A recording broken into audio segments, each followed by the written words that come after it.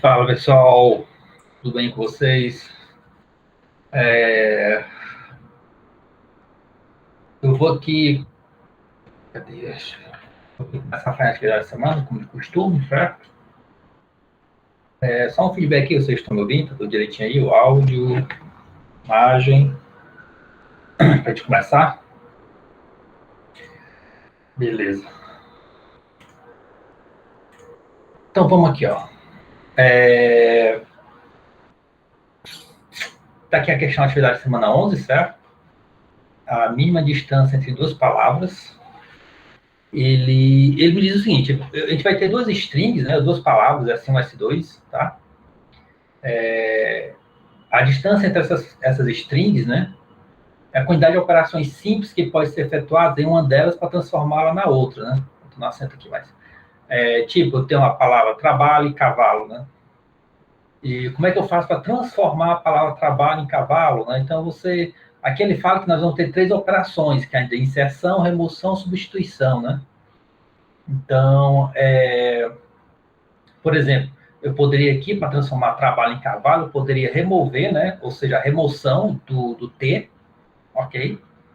Depois, a substituição do R pelo C, ok? O A com A se mantém. A substituição do B pelo V, o A se mantém, né? O L se mantém. E a remoção do H, tá? Então, teria aqui quatro operações, tá?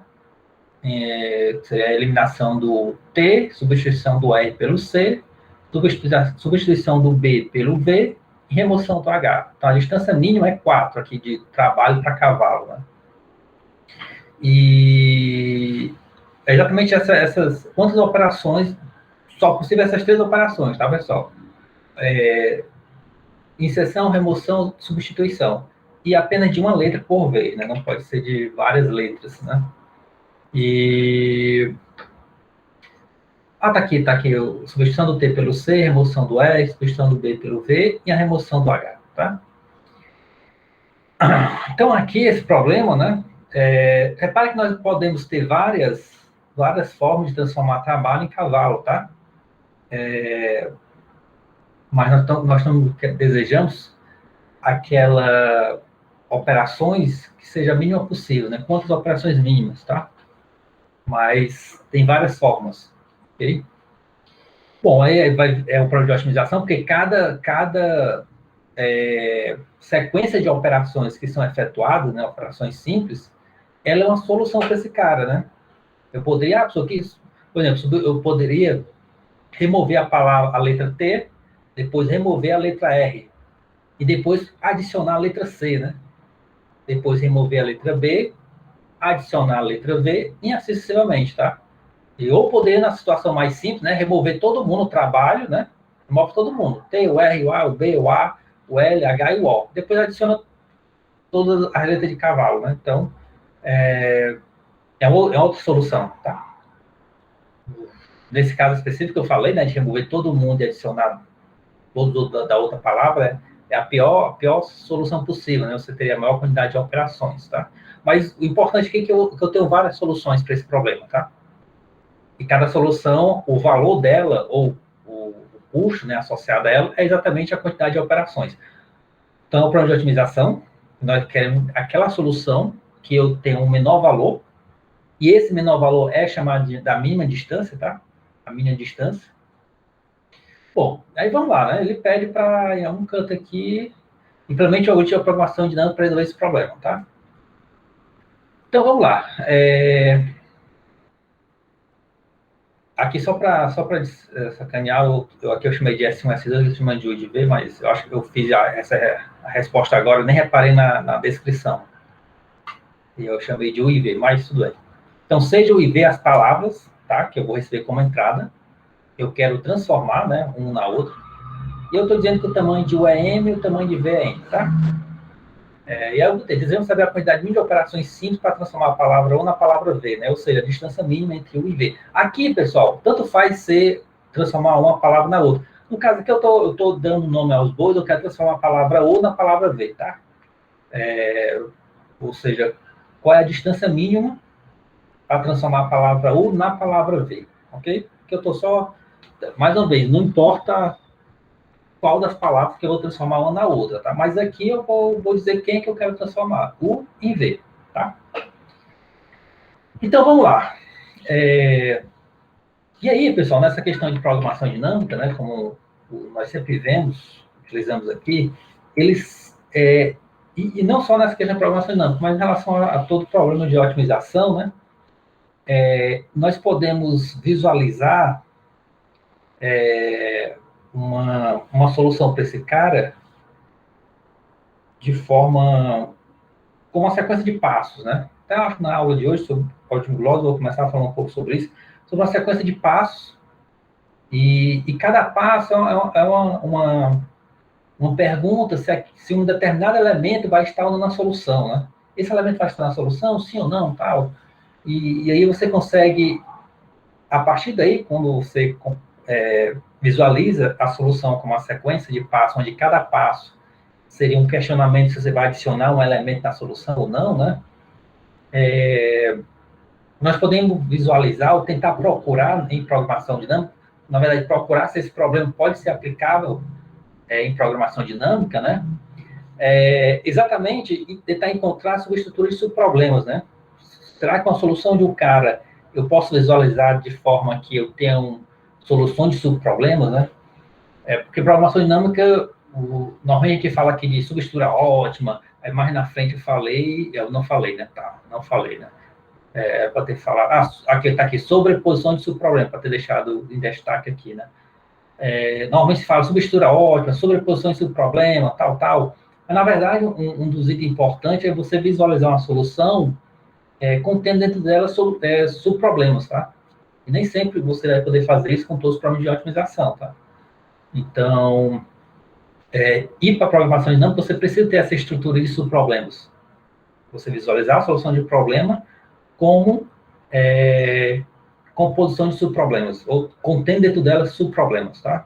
Se você não consegue visualizar esse problema, você não tem como uma solução de um problema de otimização, eu visualizar ele como uma solução de subproblema, então ele não tem essa estrutura de subproblema, consequentemente não vai ter subestrutura ótima, consequentemente não vai ter suposição de subproblema, então a programação dinâmica não vai rolar, né? Tá? Então a primeira coisa é tentar visualizar isso, né? E tentar visualizar dentro dos problemas, ver se a gente consegue visualizar essa questão de subproblemas, né? Caso contrário, se não tiver, programação dinâmica não rola, tá? E aí a gente vai tentar encontrar outras formas de desenvolver algoritmos para esse problema. E para essa questão aqui desse distância mínima entre duas palavras, né? O que nós normalmente fazemos para resolver esse problema, usando programação dinâmica, né? Primeiramente, e isso daqui que eu fiz, eu acho que a gente fez, tem um problema que teve algo semelhante a isso, né? Estou tentando lembrar qual foi, eu acho que foi... Não lembro mais, mas tudo bem. Qual foi, cara? Sei lá, deixa eu falar. Aqui eu vou chamar de... dado a palavra U, eu vou chamar de prefixo da palavra U, né? Eu vou denotar dessa forma aqui, a U, indexado por I, 1 até I, tá? Seria, na verdade, a palavra U com os caracteres de 1 até I, né? Tá? Ou seja, é o prefixo da palavra U de tamanho I, ok? De 1 até I, tá? E aí eu vou denotar por U de I a letra da posição I, tá? É só o que nós vamos utilizar. Porque, na verdade, quando já dando um spoiler aqui, a ideia vai ser sempre visualizar esse carinha daqui como um subproblema, tá? E a solução de um cara, né, a solução da solução completa, ele vai, consequentemente, ter subproblemas relacionados à distância mínima entre dois prefixos de U e de V, tá? Dois prefixos, né, distintos de U e de V, tá? Encontrar a solução desse cara, consequentemente, eu vou ter que passar pela solução de dois prefixos, tá? De U e de V. E aí, o que eu vou fazer aqui? A subestrutura ótima, na verdade, primeiro antes de visualizar a subestrutura ótima, apesar de ter o título de subestrutura ótima, né? Isso daqui está mais relacionado a visualizar o problema como uma solução dele tendo subproblemas, tá? E aí, utilizando essa definição de prefixo que eu fiz aqui, né? A solução que nós estamos querendo é a distância mínima entre esses dois prefixos, né? U de 1 até M, né? E o V de 1 até N, tá? que na verdade seu prefixo é o todo, né? E aqui é o V todo, tá? Então, a solução do problema original seria, dentro desse contexto de prefixo, que nós colocamos aqui, seria isso daqui, tá? Eu quero a distância mínima entre U, de 1 até M, e V, de 1 até M, tá? Mas aí, o que vai acontecer? Lá em multiplicação de cadeia de matrizes, e lá, o que nós fazemos? Nós precisamos encontrar uma sequência da multiplicação das matrizes, tá? Vai ter uma primeira multiplicação, porque apesar de você ter várias matrizes, N matrizes, né? Você vai ter que fazer uma primeira multiplicação. Depois, uma segunda, terceira, até o final. E lá a gente falou o seguinte, inicialmente a gente vai pensar de trás para frente, vamos pensar a última multiplicação de matrizes, tá? Aí nós fizemos a mesma coisa para a questão lá do problema da mochila, né?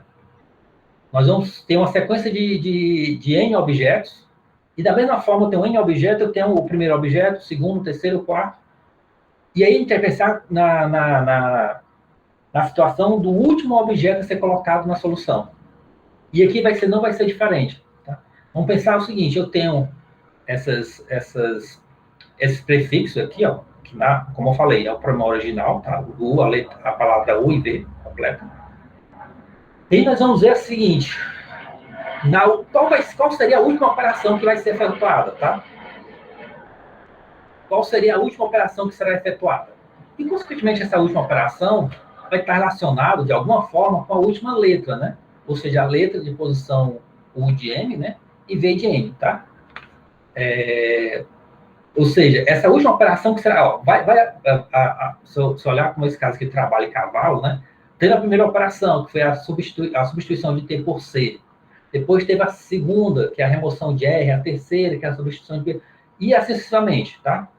Mas a gente está preocupado, inicialmente está preocupado com a última operação, tá? Última operação e mesmo que essa última operação, vai ter uma situação aí que exatamente é o caso aqui desse exemplo, na verdade, nós não executamos nenhuma operação propriamente dito, né? Que é para quando a gente olhar a última letra dos dois, né? Como são iguais, nós não precisamos fazer nenhuma operação, tá? Mas vamos lá. Quando eu olho para as últimas letras, a letra M de U, a letra N de V, quais são as possibilidades que nós temos? E mais uma vez, voltando assim ao passado não tão distante, né? Lá multiplicação de cadeia de matriz, nós tínhamos a última operação que pode ser feita entre as matrizes, né? Mas qual delas vai ser? Bom, se eu tenho N matrizes, eu tenho N menos uma possibilidade de realizar essa operação, né? Aí tinha lá um negocinho que era o mínimo para cá, de 1 até N-1, aí você ia olhar todas essas possibilidades.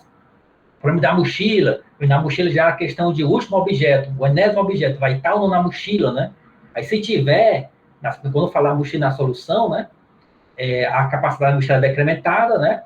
E se ele não tiver, a capacidade da mochila continua mesmo, né? Então aqui tem possibilidades, né? Quando você pensa, qual a última coisa que eu vou fazer? Qual a última decisão para chegar na solução? Aí você vai ter várias possibilidades. Aqui não vai ser diferente, né?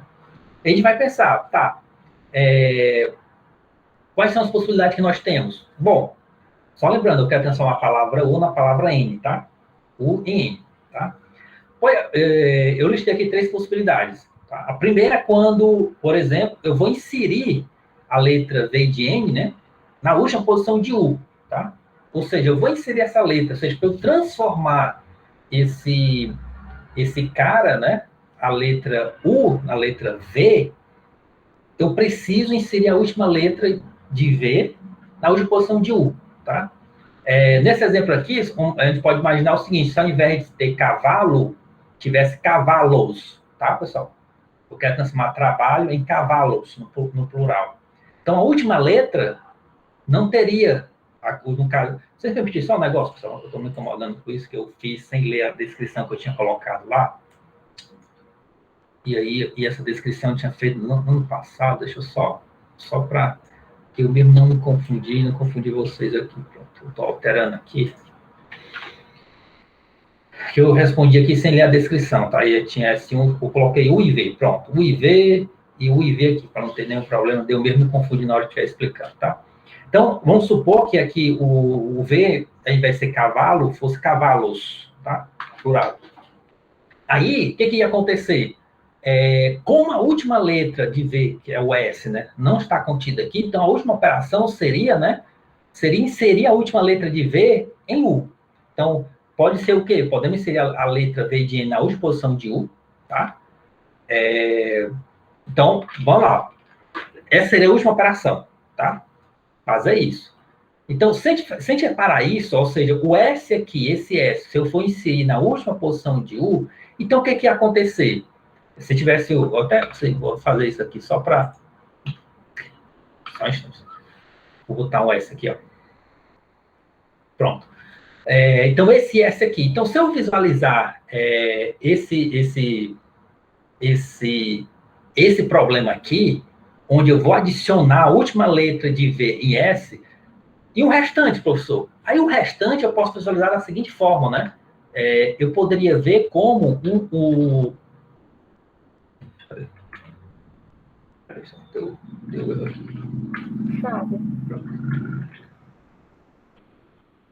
Eu poderia ver como... Cadê o stop? Peraí, pessoal. Vocês estão vendo, mas estou aprendendo LaTeX aqui só um instante. Alinei LaTeX. Pronto. Como eu vou adicionar a letra S na última posição, né? Então eu poderia ver, tá, e o restante, professor? E quais são os restantes? Essa seria a última operação, mas quais são as últimas operações que eu tenho que efetuar? Aí eu poderia ver como esse subproblema, tá? Que é a distância mínima entre, até botei aqui, ó, após transformar a palavra U de M, né? Ou seja, a palavra U completo, na palavra V de 1 até N-1. Ou seja, como eu sei que eu já vou adicionar o S, né? Que é a última operação, então, o restante das operações que serão efetuadas, eu posso ver como esse problema aqui, ó, onde eu vou pegar o prefixo U completo, né, ou seja, a letra U completa, que é exatamente U de 1 até N. Quero transformar essa palavra na palavra V de 1 até N-1, que no caso seria transformar a palavra trabalho em cavalo. Sendo que eu já sei que já vou adicionar como última operação a letra S em U, tá certo? Isso é uma possibilidade. E qual a outra, professor? A outra possibilidade onde eu vou, se você me permitir, ó, eu vou fazer aqui, ó. A última situação é quando eu vou deletar a último cara, aqui, ó, podendo deletar a letra U de M,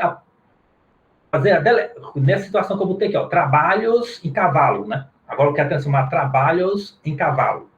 Então, nesse caso aqui, essa última letra, a letra de posição M de U, vai ser deletada, tá? Podemos deletar a letra U de M, tá? Após transformar a palavra...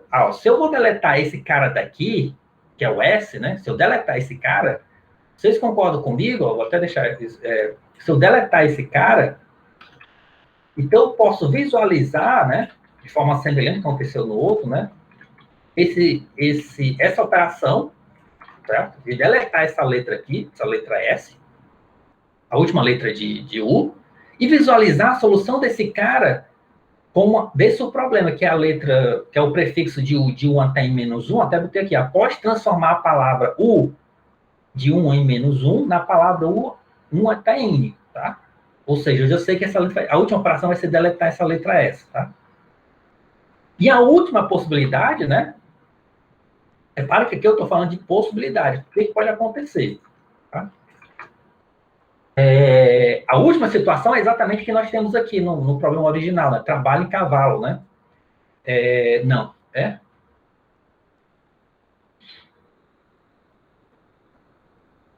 Não, aqui é para substituir, tá? Para substituir a letra U de M pela letra V de N, tá? Não seria exatamente... Seria... seria substituir a letra U de M pela letra V de N, né?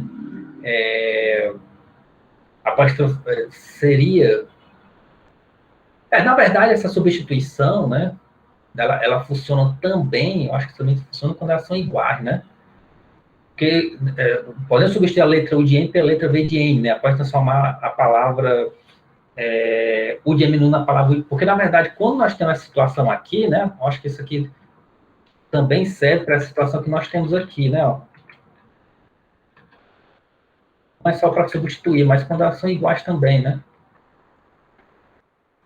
Vou tentar substituir, mas a gente vai observar bem, ó, como esses caras aqui são iguais, né? eu não teria nenhuma substituição, na verdade, né?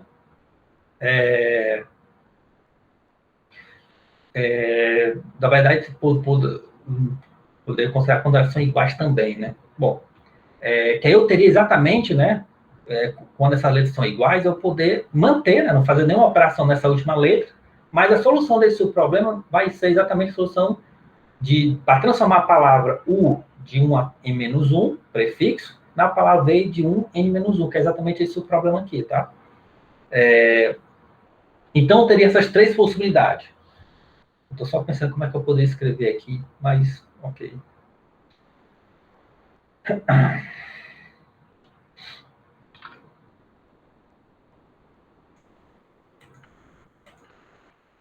Acho que tem só essas três possibilidades mesmo. Professor, mas qual delas vai ser, né? Qual delas vai acontecer essa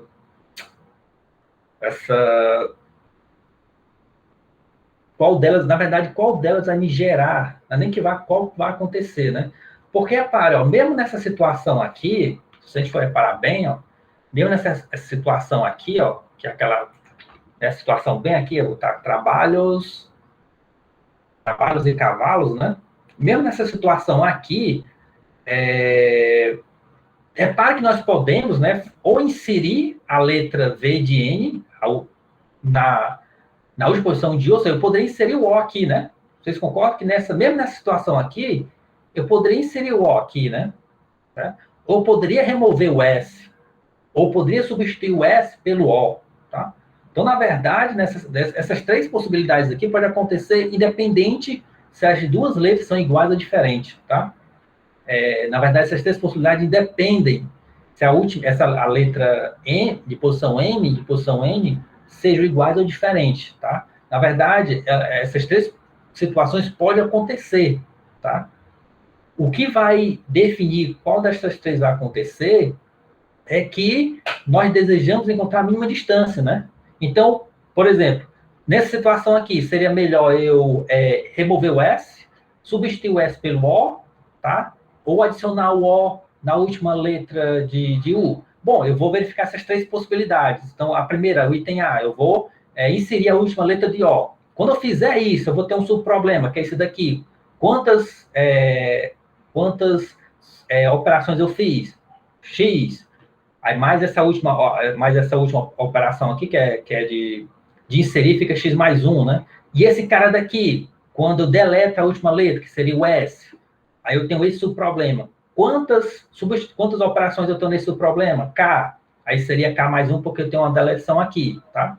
Então, nesse aqui é x mais 1, nesse aqui é K mais 1. E nesse cara daqui, que é substituir, ou seja, eu vou transformar o S em O. Aí eu vou ter esse problema. Quantas operações eu fiz nesse problema? Sei lá, T, mais essa operação aqui fica T mais 1, né? E aí, o que vai acontecer? Nesse daqui eu tenho X mais 1 operações, nesse aqui é K mais 1, nesse aqui T mais 1. Eu vou comparar qual dos três é a menor, tá? Qual dos três gera a menor quantidade de operações? Essa que me gera a menor quantidade de operações é que vai ser efetuada, tá, pessoal? Então, essas aqui são três possibilidades, mas essas três possibilidades não dependem da igualdade das duas últimas das letras das últimas letras das palavras, para não sair, tá? Independe, tá? Na questão da aula de sexta, era o problema da substring comum. Lá interferia, né? Lá, na substring comum, tinha a questão, a última letra são iguais, é diferente, tal, e tinha esse detalhe. Aqui não interfere. Na verdade, essas três possibilidades aqui podem acontecer independente se as últimas letras são iguais ou não, tá? Então, nós podemos visualizar, né? Tudo isso daqui, além para tentar provar que a substitura é ótima, como falei, né? Mas também vai servir para a gente visualizar como o problema, visualizar esse problema como resolvendo subproblemas. É exatamente isso. Eu quero resolver esse cara. Eu vejo que para resolver esse cara, eu preciso resolver primeiro esse problema e esse problema, tá?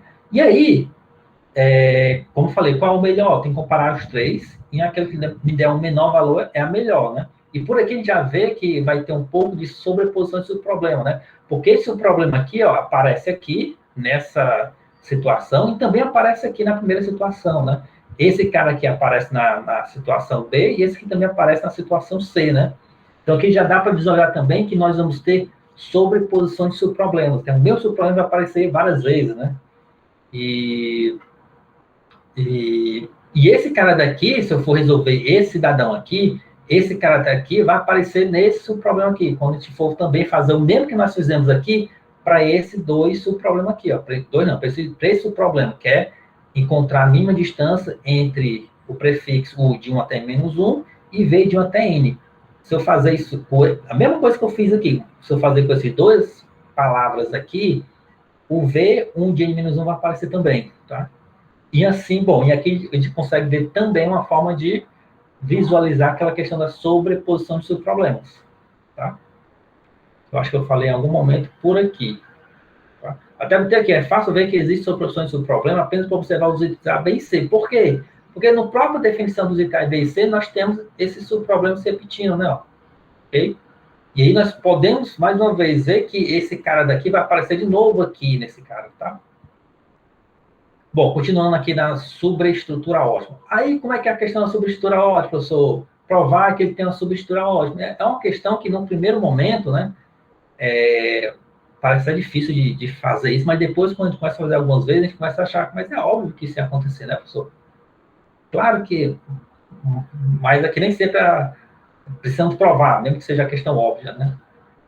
Que a ideia é o seguinte, se eu tenho uma solução ótima desse cara, tá? Dentro dele vai ter uma solução ótima desse seu problema, e desse daqui, tá?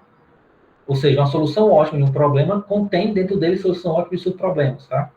E como nós provamos isso, mas não é uma prova que no primeiro momento parece complicado, mas depois que você pega o embalo, fica meio óbvio, né? Tipo, como eu estou fazendo aqui, né? Seja esse OPT a mínima distância entre o prefixo U de M, U de 1 de M até V1 de M, ou seja, o problema original, né? Então, esse cara aqui é a mínima distância, tá? Ou seja, eu tenho nesse cara aqui quais são as operações que eu vou ter que aplicar, tá? Nesse prefixo aqui.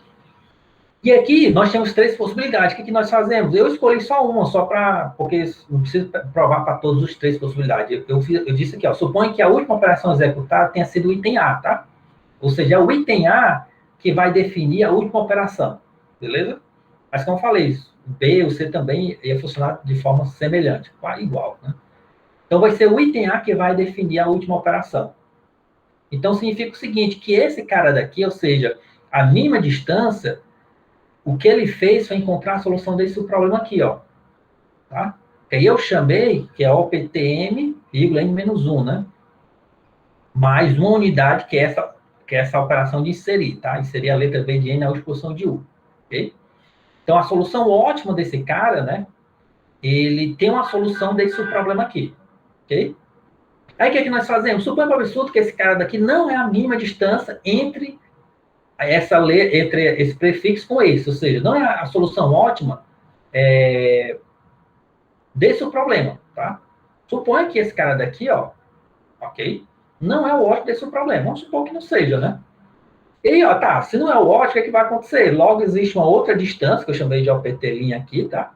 Para esse subproblema aqui, ó, de o prefixo 1 até M, V de 1 até N-1, esse cara aqui é a mínima distância.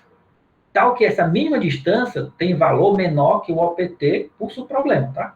Então, esse aqui é ótimo subproblema, esse aqui não é. Mas o que acontece? Ora, tudo bem. Mas se eu pegar esse cara daqui, tá? Mais a última operação em OPT, que foi o do item A, né? O que vai acontecer? Se eu pegar esse cara daqui, mais a última operação que foi feita em OPT, que eu chamei aqui, que foi o item A, eu vou ter, ó, como esse cara daqui é menor do que esse, se eu somar um em duas unidades, eu vou ter o quê? Que esse cara é menor que o OPT, tá? Mas é um absurdo porque aqui eu disse que o OPT é a mínima distância, né? E aqui eu estou dizendo que eu encontrei uma outra mínima distância para o problema original, né? Portanto, o que acontece é que não existe esse OPT', né? Ok? Então, a solução ótima do problema original contém soluções ótimas desses subproblemas, tá? Ou seja, se for o item A, então a solução ótima dele vai ter solução ótima desse problema. Pessoal, se não for o item A, for o item B, a solução ótima desse cara vai ter a solução ótima desse problema aqui, ó.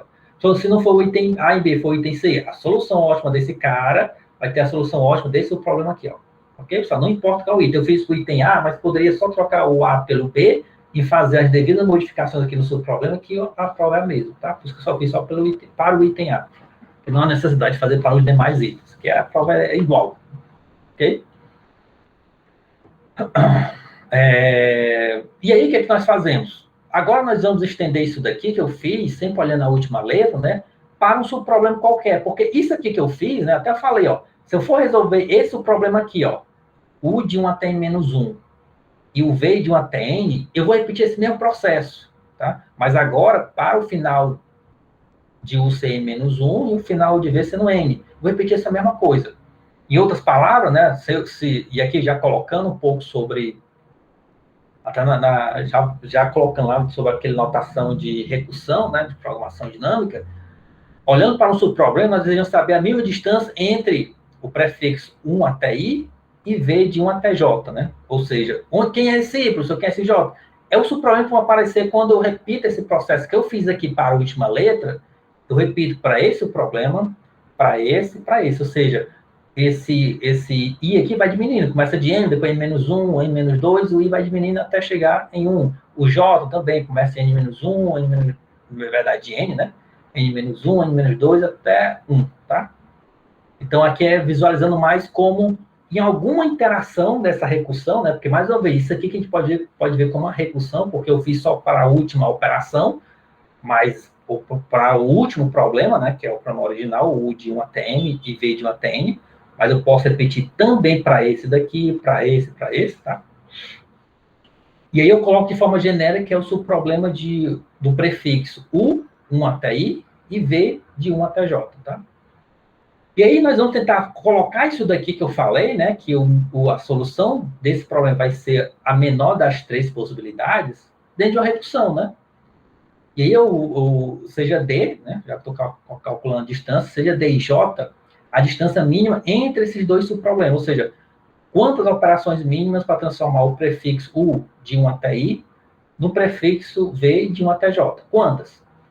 Aí vamos lá, D de J, tá? Vai ser o seguinte, é o mínimo dessas desses três cenários que eu coloquei aqui, tá? O D de J, eu vou olhar quem? Primeiro eu vou olhar o item A, que é esse problema aqui, ó. Tá?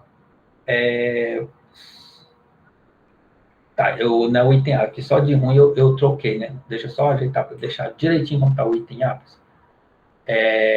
Na verdade, o item A é o I, mantém, é o J-1, o item B, que é o I, que decrementa, e só para deixar idêntico ao item A. Porque o item A, o seu problema vai de 1 até M, ou seja, de 1 até J, né? Supondo que o I seja o M, né? Então, o item A permanece o I, tá?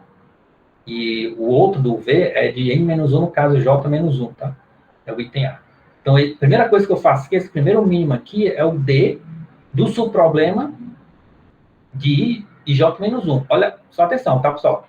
D e J é a mínima distância entre esses dois prefixos. Só que aqui, o D e o J, eu não vou precisar ter um e um aqui. Vai ser só a última letra do prefixo. Não é nem a letra, né? É a posição da última letra do prefixo, é o I e o J, né? Então, eu estou colocando isso como uma tabela, né? Que nós vamos utilizar uma matriz, né? Uma tabela. D e J, tá? Então, esse problema aqui aparece no item A, seria a solução do prefixo, né? Agora, não mais com M, mas com I, com J, né? Então, seria D de vírgula J-1, mais uma unidade, essa unidade, porque eu vou fazer essa operação aqui, tá? Esse outro aqui, que eu vou fazer? O D de -1J, né? Que é a situação aqui, ó. O I decrementa e o J permanece, né? Mais uma vez, aqui visualiza o M como o I e o N como o J, tá? E esse outro é esse cidadãozinho aqui, ó, tá? Que aí, o subproblema aqui é o I-1 e o J-1, tá? O D de -1J. Mas isso daqui, pessoal, porque é aquela situação que eu falei para você, né? a última letra são iguais ou diferentes para fazer substituição, né? Porque se elas são iguais, eu não preciso fazer substituição. Se elas são diferentes, eu faço a substituição. E aqui a gente coloca isso daqui, ó. Deixa eu só ajeitar aqui, só um instante. Vou deixar como... Vou deixar assim. Vou tirar esse index, colocar entre colchetes, tá? J. Assim que eu definir. Só um instante, pronto. Quando o U de J, o U de I foi diferente do V de J, ou seja, a última letra foi diferente, né? Porque se a última letra for diferente, eu vou realizar realmente essa substituição, tá? Aqui, pessoal, esse item C, na verdade, eu poderia ter até um item T, até para... na verdade, poderia até... Porque esse item C eu poderia substituir em dois itens, né? Quando elas são iguais ou quando elas são diferentes, né? Até poderia, na verdade, reescrever. Podem substituir a letra pela letra. Se até botar assim, então, vou escrever mais uma coisinha, que é botando se esses caras são... se eles são diferentes, né? Desse jeito aqui, ó. Podem substituir a letra U de N pela letra V de N, né? Se eles são, após transformar isso daqui. Aqui a gente poderia colocar o item D, né? Se eles forem iguais, tal, mas se eles forem iguais, é idêntico isso daqui, tá? A diferença é que eu não vou substituir, né? Tá? Podem substituir a letra U de N pela letra V de N se eles são diferentes, né? Se forem iguais, não faço nada, né? Vou até botar se forem iguais, caso contrário, não faço nenhuma operação. Isso. Tá? Para não precisar necessariamente criar o item D aqui, tá? Podem substituir a letra U de N pela letra V de N se elas são diferentes, caso contrário, não faço nenhuma operação. Após transformar a palavra, que seria o subproblema. Para qualquer um desses dois cenários, se são iguais ou diferentes, o subproblema é esse, né? Ok? Que é exatamente a situação aqui dentro da recursão, a gente colocou assim, ó, U de I diferente de V de J. Se isso aqui é verdadeiro, né, são diferentes, eu vou precisar realizar a operação, que é da substituição, então que fica 1. Se for, se for iguais, que é falso, fica 0, não faço nenhuma operação, tá? Ok?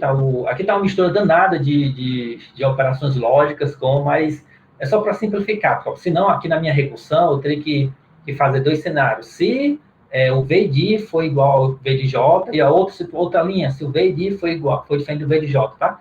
Eu só não queria, aqui eu só não queria colocar outra linha igual a essa, só para uma situação de que o U de I é igual ao V de J, tá? Aqui está um excesso de notação aqui, porque aqui é a operação lógica com soma numérica, tá? Mas entendam dessa forma aqui, tá? Se isso aqui é verdadeira, é verdade, é 1, né? Então, eu vou somar 1 com esse problema aqui, que é exatamente quando eu vou fazer a substituição. Se for falso, né, que é 0, né? Ou seja, esses dois caras são iguais, eu não preciso fazer nenhuma operação, porque as duas vezes são iguais, tá? E aqui fica 0, ok, pessoal? Aqui está um excesso de notação aqui mais lógico, numérico, mas só para não ter várias linhas aqui, tá? E não precisar ter mais um cenário aqui A, B, C, D, ok? Mas se tivesse, não teria nenhum problema. Pode ficar gigante aqui. Okay? Então, essa aqui é a minha recursão.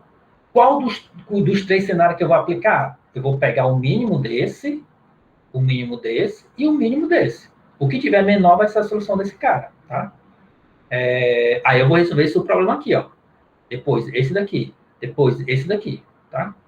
E aí, de novo, se eu for implementar isso aqui de forma recursiva, né?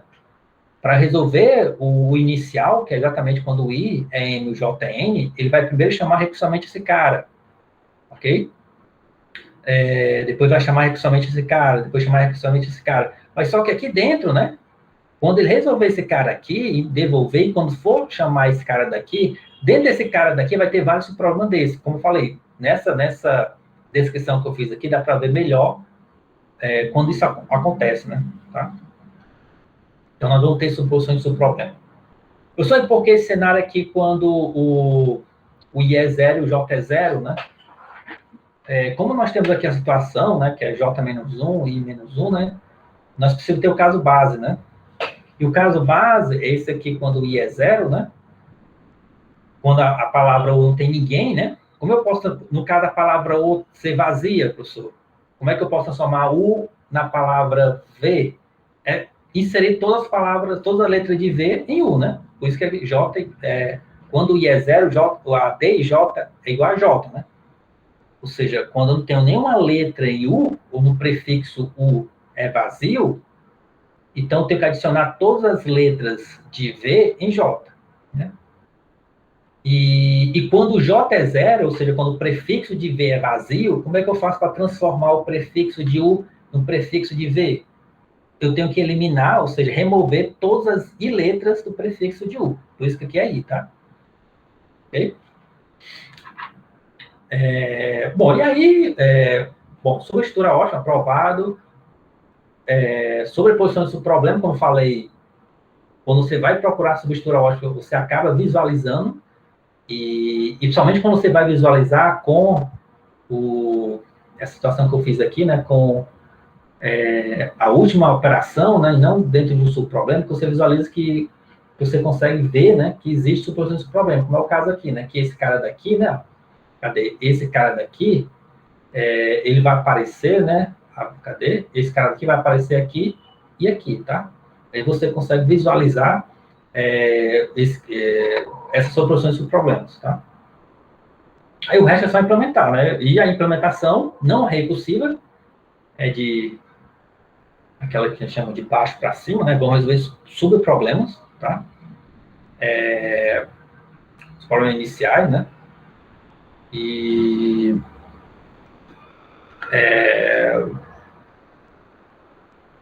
cadê? Isso aqui só tá errado, né? Porque aqui não é. Deixa eu só ajeitar aqui, não é zero não, para você. Aqui é I, né?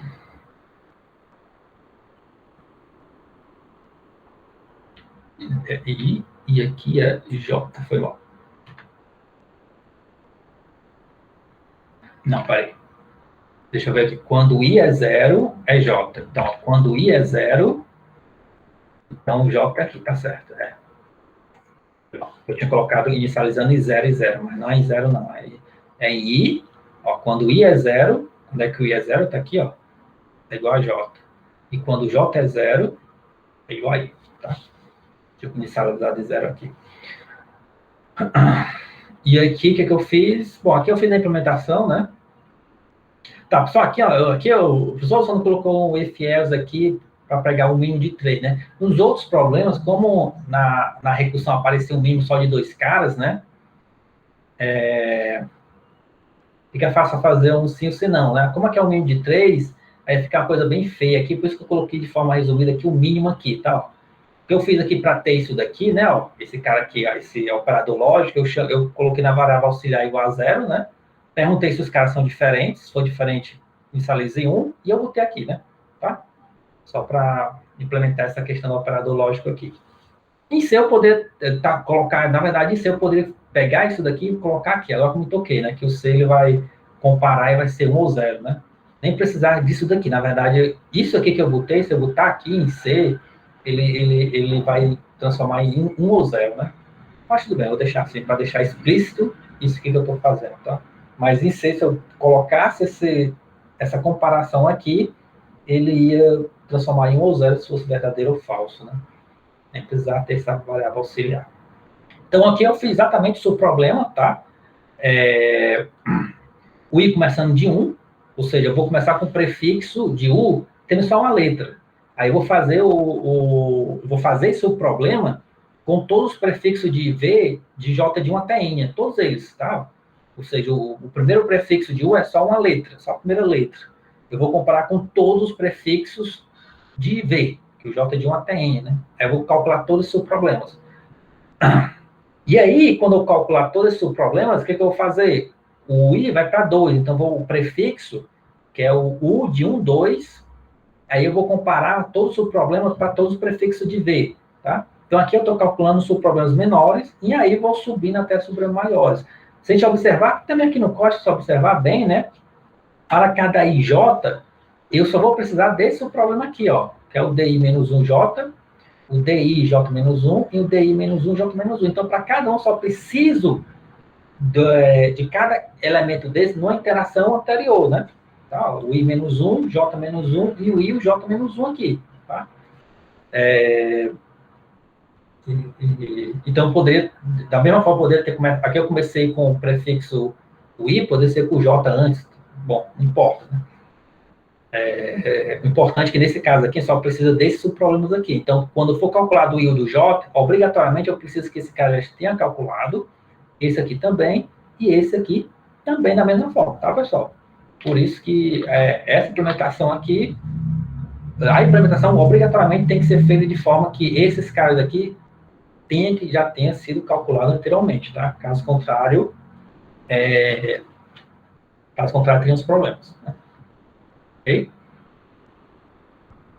Bom, e esse cara aqui, a complexidade desse cara é n vezes n, né? Tanto de tempo como de espaço, né? Porque essa matriz D é uma matriz de dimensão n por n, né? Então, aqui a complexidade é θ de n por n. Okay? Digo complexidade é θ porque não tem nem pior nem melhor caso, né? Ele vai sempre executar essa quantidade aí de operações, né? Esse for aqui de 1 até n, e internamente um for de 1 até n, tá? Então, n por n. Complexidade θ de n vezes n. Ok? Tá, aqui eu acabei não fazendo, que normalmente para algumas dinâmicas não se preocupa muito em... Tá, professor, o senhor encontrou qual é a distância mínima. Tá aqui, ó, retorna o d, mn. Mas quem é? Quais são essas operações? Aqui vai dizer assim, nesse exemplo aqui, né, ó, ele só ia devolver 4, né? Tá, professor, mas... Deixa eu só atualizar aqui, só coloquei trabalhos lá em... Ele vai devolver 4, mas quem são esses caras? Aí você poderia, né? Assim como normalmente acontece, né? Você teria uma outra, acho que seria outra tabela também, uma tabela, por exemplo, F e J, né? Onde para cada seu problema você ia guardar se foi o item A, B ou C que você escolheu, né? Foi o item A, ou foi o item B, ou foi o item C. Aí você teria uma tabela F e J que ia guardar A, B ou C, né? Vai ser uma matriz de chá, tá? Aí, para cada um desse cara daqui, no meu código, ó, qual foi que ele selecionou como mínimo? Foi esse cara daqui? É o item A. Então, eu guardo na minha tabela F e J o item A, tá? Não, foi o item B. Foi esse o problema aqui. Então, eu guardo o item B. Não, foi o item C. Eu guardo esse daqui. Porque dessa forma, eu vou saber qual desses 3 cenários foi que, em caso do problema, eu escolhi, tá? Foi esse daqui? Então, eu sei que se eu escolher esse daqui, eu tenho que inserir a letra V de, no caso não é V de N, V de J, né? Na exposição de U, né? Foi esse cara daqui, então o que acontece? Eu vou ter que deletar a letra U de I, né? E nesse caso aqui eu vou substituir ou vou permanecer, né? Então, se você soubesse se é o item A, B ou C, em caso do problema J, você vai saber quais operações você tem que ser efetuado, tá? Mas programação dinâmica normalmente se preocupa apenas com a solução, né? Porque se você encontrar a solução, com o código aqui, eu só, como falei, só criar uma tabela extra, também de espaço n vezes n, e você guarda uma das opções aqui que você efetuou, tá? O problema da mochila, tinha lá o objeto n vai estar ou não na mochila, você só ia dizer está ou não, né? E assim sucessivamente, né? Fábio? Fábio? A gente vimos 2 problemas, 3 de programação dinâmica, matrizes, problema da mochila, eu esqueci o outro. Completamente esqueci o outro problema, mas tudo bem. Fábio, tá me ouvindo? Ok. Só um instante. Assunto dessa aula. Deixa só a coisa aqui funcionar, né? Que às vezes... Ok, pessoal. Alguém tem uma pergunta? Você não esquece de fazer. Eu sempre sei que vocês não vão perguntar nada, porque vocês até... Fábio? Alguém tem alguma dúvida? Pergunta? Cale agora... Não, fale agora, cale para sempre.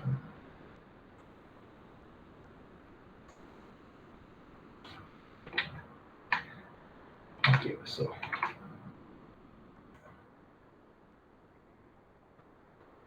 Deila, não. Alguém está me escutando? Eu estou falando, faz tempo que eu estou chamando o senhor. Vixe, então sou eu, ó. Foi mal, tava no baixo, ó. Nossa. Tá me ouvindo agora? Foi mal. Não, é sobre a questão. Toda Aham. aquela explicação da subestrutura ótima que o senhor está fazendo. A gente precisa também fazer essa explicação, essa prova, ou tem que partir, a gente pode partir diretamente para a implementação?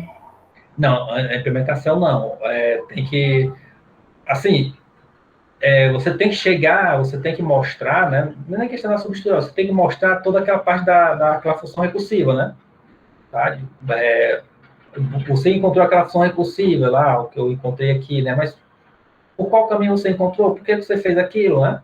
Por que você escolheu esses 3 passos? No meu caso, eu escolhi 3 passos. Você pode ter pensado de uma maneira diferente, não sei. Então, você tem que mostrar os passos que você fez para encontrar, né? Não é só o algoritmo, não. Tá? É todos esses passos mesmo de pensar uma solução de um problema como subproblemas lá, tal. Multiplicação de matrizes, problema da mochila, teve o terceiro que eu me esqueci agora.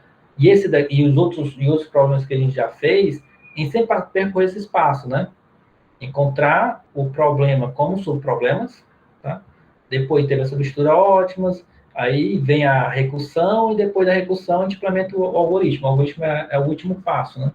Porque se você tem a recursão, o algoritmo você simplesmente tem que implementar de tal forma que a recursão comece de supramenores para os maiores, né?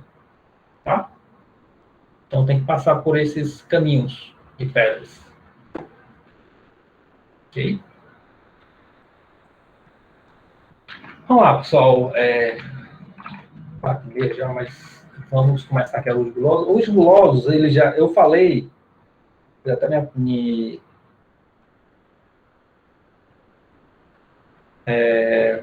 arrependi de ter falado, né? Que programação dinâmica era um assunto mais difícil, tal, porque já era um temor, etc, tal, né? Então já fica já com um olhar assim, ixi, isso é difícil, eu nem tentar entender, né? Mas aqui eu acho que eu vou cometer o erro, né, de falar o oposto, né? Se programação dinâmica é o assunto mais complexo, né? Algoritmo guloso seria o mais simples, né? Na verdade, dos projetos de algoritmos, né? Divisão e conquista, programação dinâmica em algoritmos gulosos, o programação dinâmica seria o mais complexo e o algoritmo guloso seria os mais simples de você desenvolver um algoritmo para um problema, né? Vamos lá. Mas antes de passar entrar aqui sobre o algoritmo guloso, eu queria falar uns detalhes que é importante porque está muito relacionado com esse carinha daqui, tá? Nós vimos que o divisão em conquista e o algoritmo de programação dinâmica, ele sempre vai encontrar a solução ótima, né? O programação dinâmica, ele sempre encontra a solução ótima do problema. Aqui, o algoritmo Glossos, a gente vai ver que ele nem sempre faz isso, né? Ele nem sempre encontra o ótimo, né? Mas eu quero falar sobre esses mínimos locais versus mínimos globais, que está muito relacionado a algoritmo Glossos. Aí, lá na aula de programação dinâmica, eu mostrei o programa da mochila como uma programação linear inteira, né? Eu não sei nem o que é isso, mas para esse problema nem precisa ter muito conhecimento sobre modelagem matemática, tá? Só voltando um pouco sobre o problema da mochila, que eu acho que eu falei tanto nessa cadeia, você já tem até um enjoado para na mochila, né? Você tem N objetos, cada objeto vai ter um peso, por exemplo, o objeto I tem um peso W de I, né? E tem um custo, né? Não é nem um custo, é um valor, que é o C de I, tá? E você quer, tendo N objetos, você quer selecionar um subconjunto desses N objetos, e aí você vai ter uma mochila que tem uma capacidade, que é W grande, de capacidade. Capacidade, ó. Por exemplo, 50 quilos, né? 100 quilos, tem uma capacidade máxima. Né? E você quer selecionar um subconjunto desse objeto que possa colocar na mochila, que não ultrapasse a capacidade W, mas você quer selecionar objetos mais valiosos, né? Tá? Isso aqui a gente chama de restrições do problema, né?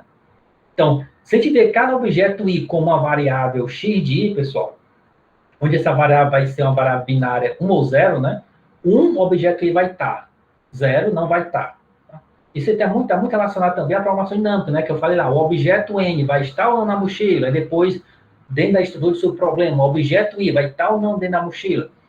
Isso daqui, dentro de modelagem matemática, é uma variável matemática, que só vai assumir dois valores, 1 ou 0. 1, o objeto I, vai estar na solução, vai estar na mochila. 0, ele não vai estar na mochila, tá? Não vai estar na solução.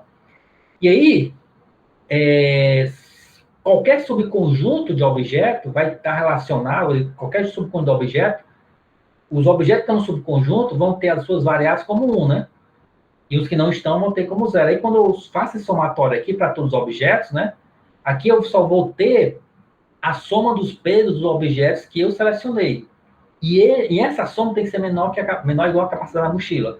Isso que nós chamamos de conjunto de restrições do problema, né?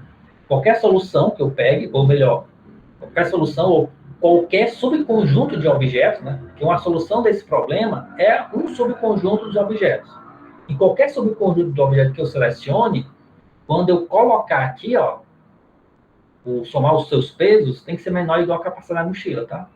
Mas qual eu estou interessado? Aí vem aquela questão que todo problema de otimização, uma solução tem um valor associado. E eu quero a solução que seja a melhor possível. E esse melhor vai depender do objetivo do problema. Se for de maximização, como é o problema da mochila, né? Eu quero um subconjunto de objetos que respeite a restrição de capacidade, mas que tenha a soma dos seus valores seja o maior possível, né? Aí o oposto seria o problema de minimização, né? Quando eu quero o menor valor, a solução tem o menor valor possível, tá? Esse aqui você modelar o problema da mochila com programação linear inteira, na programação matemática, né?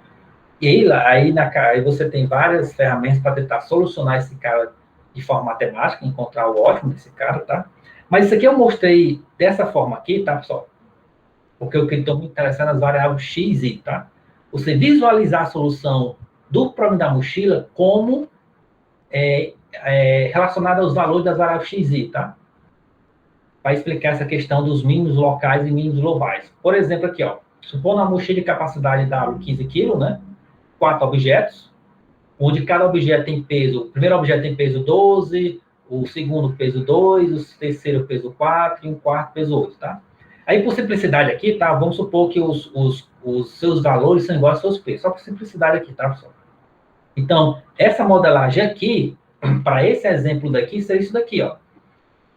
A restrição só seria esse, não. Eu quero um subproblema, ou melhor, eu quero um subconjunto dos 4 objetos, tá? E de tal forma que, quando eu selecionar esse subconjunto, quem estiver no subconjunto, o x dele é 1, né? E o restante é 0. Aí, quando, por exemplo, se o objeto não está na solução, o x de 1 dele é 0, aqui vai para 0, né? O x de 2 está na solução, o x2 é 1, tá? Aqui fica 2. O x de 3 está na solução, tá? Então, o x3 dele é 1, aqui fica 4. O x de 4 está na solução, o objeto 4 está na solução? Não. Então, o x4 dele é 0, sai daqui. Então, fica 2 mais 4, que dá 6, que é menor ou igual a 15, tá? Então, aqui, qualquer possibilidade para os valores de x1, x2, x3, x4, tem que ser um aqui, esquecer menor ou igual a 15. Por exemplo, não pode jamais x de 1 ser 1 e x de 4 ser 1, porque 12 mais 8 dá 20, não é menor que 15, tá? E eu quero de tal forma que eu quero maximizar esse valor aqui, ó, o maior valor possível. Ok, pessoal? Então, o que acontece? É o seguinte, aqui, só para simular, né, as possíveis soluções para esse problema da mochila, né? Aqui, só por simplicidade, foi colocado apenas as variáveis que têm valor 1, tá? Então, nesse caso aqui, a solução onde x2, x4 é 1, o restante é 0.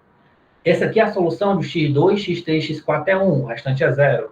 Essa solução é o x2 igual a 1, o restante é 0. Essa aqui só o x1 igual a 1, o restante é 0. Essa solução é o x1, x2 igual a 1, o restante é 0. Aqui, por simplicidade, só colocou algumas, né? Porque aqui eu vou ter várias soluções, né? Possíveis soluções. E só colocou algumas. Esses 3 pontinhos aqui é para indicar que tem várias outras soluções, tá? E aí é só para indicar, para falar sobre o que a gente chama de espaço de busca, né? De um problema de otimização. O espaço de busca, pessoal, nada mais é que as soluções que esse problema tem, tá? Então, esse aqui a gente chama de espaço de busca porque Na verdade, para encontrar o ótimo desse cara daqui, se a gente for usar o da força bruta, né? O enumerativo, que chama, que eu falei, você olhar cada solução possível e sempre para cada solução possível você procurar o maior valor, você vai ter que percorrer todo o espaço de busca, ou seja, todas as soluções, tá?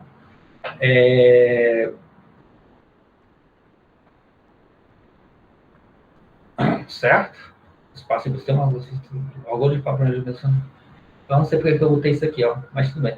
Eu ia falar alguma coisa disso daqui, mas tudo bem. Alguma coisa relacionada com...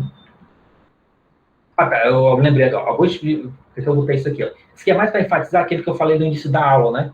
Porque nesse caso da Brenda na mochila, a gente consegue visualizar mais fácil, né? Essa questão de uma sequência de passos, onde cada passo eu decido se um elemento vai estar ou não na solução. Nesse caso, que na mochila, né, eu tenho 4 elementos. Então, essa sequência de passos que eu botei aqui, expliquei aqui, ó, o plano de otimização tipicamente executa a sequência de passos, né? Essa sequência de passos é o seguinte: o X1 vai estar na solução? Sim ou não, né? Aí, o X2 vai estar na solução, então você vai ter uma sequência de passos, onde cada passo você vai selecionar um elemento para estar ou não na solução, né? Foi por isso que eu botei essa descrição aqui, tá? Continuando aqui, ó. Aí outra coisa que eu preciso é que a gente chama de vizinhança de uma solução, tá? Professor, o que é uma vizinhança de uma solução? Por exemplo, essa solução x2, x4. Só lembrando, pessoal, a solução x2, x4 é quando x2, x4 é igual a 1, ou seja, o objeto 2 e 4 está na mochila, e o restante não. x1, x3 é 0, tá? Então, a vizinhança dessa solução, pessoal, são todas as outras soluções viáveis que diferem apenas de um único elemento, tá? Ou seja, eu tenho essa solução com esses dois objetos, 2 e 4, todas as soluções, de tal forma que eu possa, que difere apenas de um elemento, por exemplo, essa solução x2 difere só de um elemento, porque o x4 não está, né? Essa daqui, x2, x3, x4, difere só de um elemento, porque nessa o x3 está e nessa não está. Desse para esse, né, difere só de um elemento, que é o x2 e o x4, né? E assim sucessivamente, tá? Então, uma vizinhança de uma solução são todas soluções que a diferença entre essas soluções difere apenas de um único elemento. Chama de vizinhança de uma solução, tá? E aí, explicado essa questão de vizinhança de uma solução, aí eu vou entrar nessa questão de ótimo global e ótimo local, que é o seguinte: o ótimo global, pessoal, é a solução ótima do problema de otimização, tá? É a melhor solução possível. É o ótimo global. É considerando todas as soluções possíveis. É considerando todo o espaço de busca. Por exemplo, o problema da mochila, qual é o ótimo global? É a melhor solução. A solução que tem o maior valor de função objetiva, tá? Mas o que é o ótimo local, professor? Não estou entendendo esse ótimo local. Lembre-se disso daqui que eu falei, pessoal, da vizinhança de uma solução, ou seja, soluções que diferem apenas de um único elemento, difere apenas de um único elemento, a diferença entre as soluções é apenas de um elemento, né? Então, nós dissemos que um cara é um ótimo local quando essa solução é ótima para a sua vizinhança, tá? Por exemplo, eu não sei vamos supor que para essa solução aqui, tá? A vizinhança dessas são esses dois caras aqui, tá? Esse cara aqui vai ser um ótimo local se o valor dela é melhor do que desse e é melhor do que desse. Ok, pessoal? Então, essa é a questão, essa é a definição de ótimo local, tá? Ela é considerada ótimo local entre todas as soluções da sua vizinhança, ok? E aqui esse desenho é um desenho, assim, normalmente utilizado para explicar o local, o ótimo local e o ótimo global, né? Porque esse cara daqui representa... Tá, esse gráfico aqui, pessoal, tá... e até o conceito de mínimo local e mínimo global está mais relacionado ao problema de minimização, tá? Mas também funciona para o problema de maximização, que é o problema da mochila, tá? Que normalmente eles escolheram para fazer essa explicação de esse conceito de mínimo local e mínimo global. O problema de maximização seria máximo local e máximo global, tá? Mas utiliza-se essa notação de mínimo mesmo, tá? Para os dois problemas. É só pensar o seguinte: se esse cara é o mínimo da sua vizinhança, significa que qualquer solução que eu vá passar para dentro da sua vizinhança, eu vou aumentar o valor. Esse é o mínimo, tá? Por que eu tente? Eu vou tentar mudar. Eu vou sair desse solução para essa daqui, ou desse daqui para essa daqui. O que vai acontecer? A solução vai aumentar, tá? Então, esse cara aqui é o mínimo local. Por que eu faço uma mudança? Ele não vai melhorar a solução, tá? Mas não o global mínimo, porque o global mínimo está bem aqui, ó. Isso daqui, pessoal, diz o seguinte, se eu quiser melhorar esse cara, sair de um local mínimo para um global mínimo, eu teria que passar por soluções bem piores, tá? Ou seja, eu sair desse cara que tem uma boa solução, melhor do que os caras da sua vizinhança, e chegar nesse mínimo global, eu teria que piorar soluções. Ou seja, eu teria que passar por um cara que tem uma solução pior, depois um cara olhando os caras dessa vizinhança desse cara aqui, tá? Supondo que esse cara é o mínimo global, local. Aí eu teria que piorar a solução, aí eu teria, dentro da vizinhança dele, eu teria que piorar um pouco mais, até chegar onde? Até chegar na solução do ótimo global, tá? Então, existe essa diferença aqui dentro do plano de otimização, que chama de ótimo global e o ótimo local, tá? E isso daqui, pessoal, isso aqui está relacionado ao assunto de algoritmo guloso, né? Porque exatamente o que o algoritmo guloso vai fazer, né? Ele vai... Já vou falar, deixa eu... E para fechar essa parte aqui, né, que já entrar na parte do algoritmo guloso, né, até agora, quando eu falei de problema de otimização, eu sempre falei, eu quero a solução ótima, né, porque que adianta eu ter uma solução que não é ótima, né? Mas lá no final da cadeira, que na verdade já a gente vai chegar, que eu vou falar sobre NP completo, NP difícil, nós vamos ver que para encontrar o ótimo de problema de otimização, nem sempre, ou na maioria das vezes, não vai ser uma tarefa fácil, tá? Pelo contrário, na maioria dos problemas de otimização, não tem algoritmo de tempo polinomial, né? Como eu falo de tempo polinomial, lembre-se, O de n elevado a k, onde k é qualquer inteiro, tá? Na verdade, qualquer número natural. Na maioria dos problemas de otimização, não tem um algoritmo rápido, né? Tem só aquele algoritmo enumerativo, né? O algoritmo de força bruta. Você olhar todas as soluções possíveis, gerar todas as soluções possíveis, você percorrer todas as soluções possíveis, encontrar a melhor. Mas se esse problema tem 2 elevado a n de soluções possíveis, o seu problema é da ordem de 2 elevado a n. Então, não dá certo. Mas para os métodos que procuram encontrar o ótimo, a gente chama de métodos exatos, tá? Programação dinâmica é um método exato, tá? Visão conquista é um método exato. Só que vai ter situações que é exatamente para alguns problemas que não existe, não tem algoritmo que encontra o seu ótimo, tá? Aí nós dizemos que, mas, repare, eu não consigo encontrar o ótimo em tempo rápido, mas eu estou satisfeito em encontrar uma solução boa, tá? Não é o ótimo, não é o global ótimo, tá? Mas se o cara me devolver esse carinha daqui, ó, o mínimo local, eu estou satisfeito, tá? De forma rápida, ó, eu encontro o ótimo global. O mínimo global, a gente vai chamar de ótimo global. Mas o custo demora umas 10 horas. Mas eu te devolvo esse cara daqui, ó, em 2 minutos. O que tu quer? Aí o cara chega para mim e diz, ok, não foi aqui? Alguém levantou a mão? Ó? Pode falar, Yuri. Eu não estou ouvindo.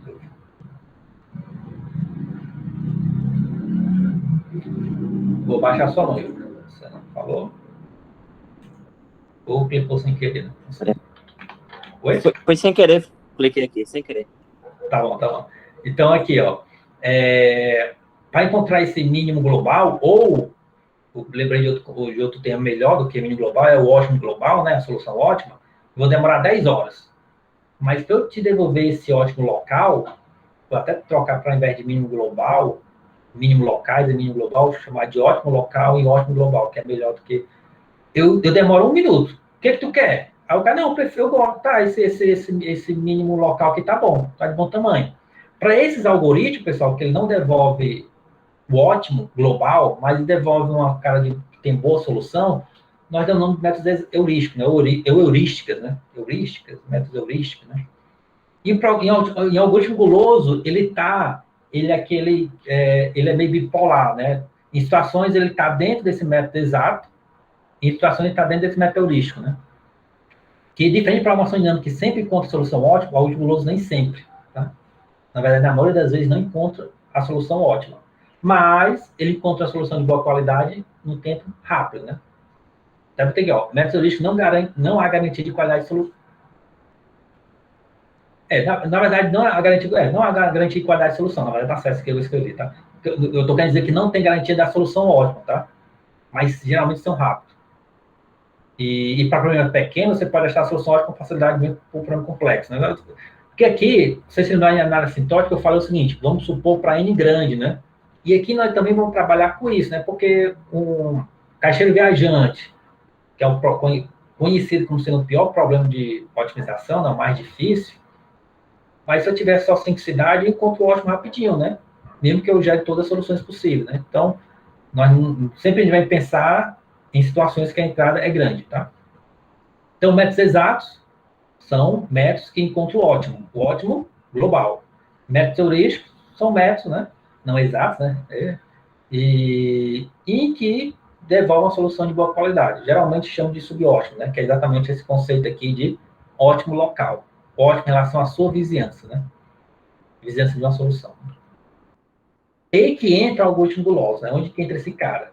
Que mais uma vez, como eu falei aqui, né? Ele às vezes ele passeia aqui no método exato, de vez em quando, mas muito meio de vez em quando, a maioria do tempo ele está aqui, em métodos heurísticos, tá? A maioria do tempo ele passa mais nessa sala aqui do que nessa sala de métodos exatos.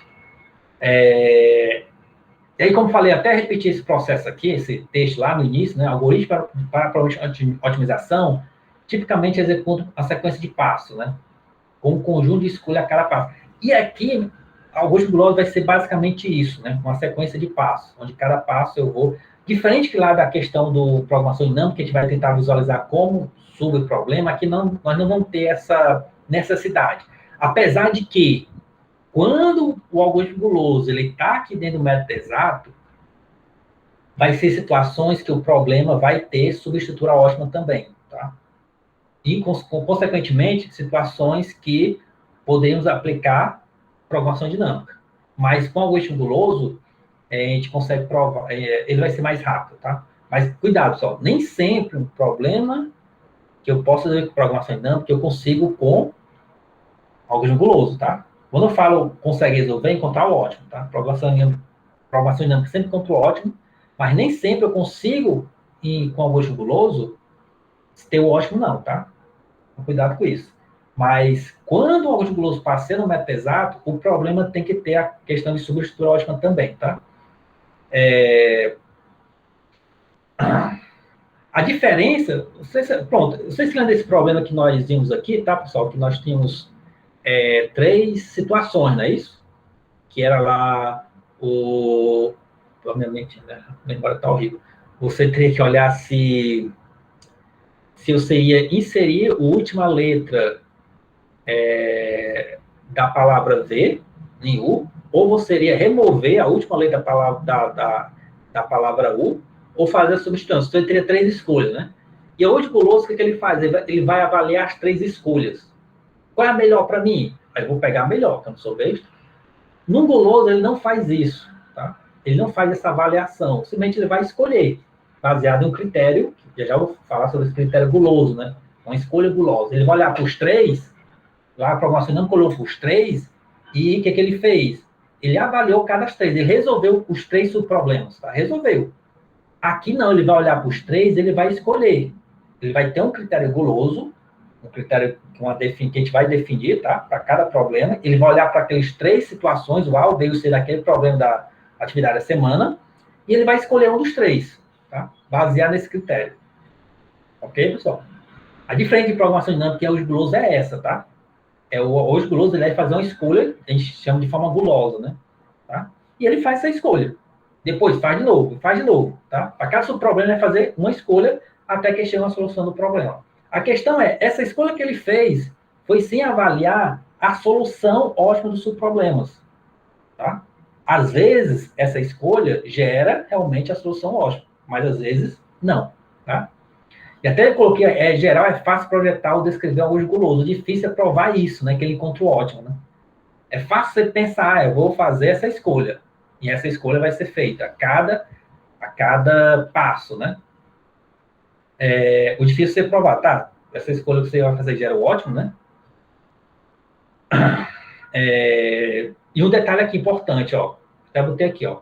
O algoritmo guloso, uma escolha que foi feita, nunca é revista, né? Se você escolher um cara para entrar na solução, mais na frente você vê, vixe, foi uma péssima escolha colocar aquele elemento na solução. Não tem volta, tá?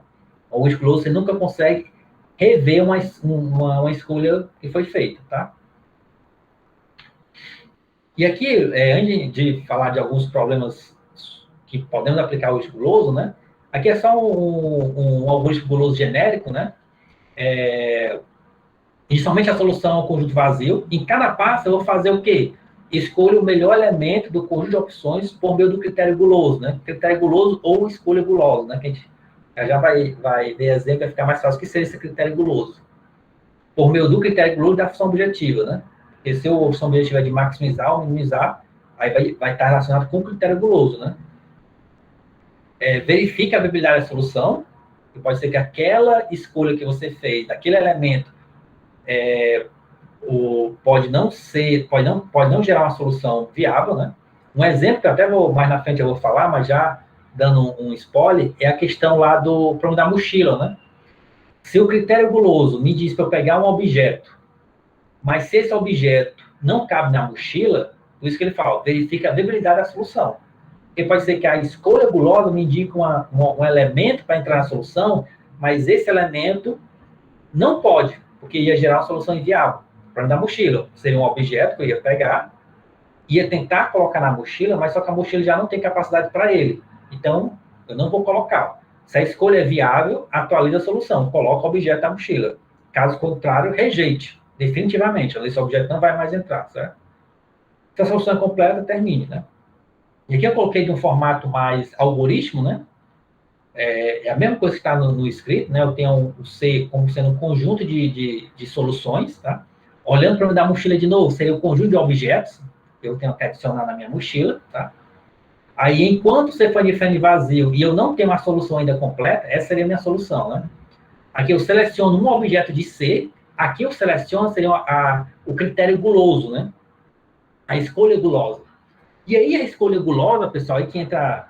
Pode ser qualquer escolha que você deseja. Por exemplo, eu acho que eu até botei aqui, tá aqui, ó. O problema da mochila, tá? Eu botei 3 critérios gulosos que a gente pode definir, tá? 3 critérios, que esses 3 critérios seriam estar aqui nessa linha. X seleciona em C, tá? Esse seria o critério guloso. Que é selecionar um objeto. Mas, professor, tem N objetos, né? Qual objeto ele vai selecionar? Vai de acordo com o critério guloso. Ele vai pegar esse objeto, que é o objeto da mochila, mas vamos olhar de forma genérica. X é um elemento da solução. Eu pego esse X e tiro de C, tá? Se S união X é viável, né?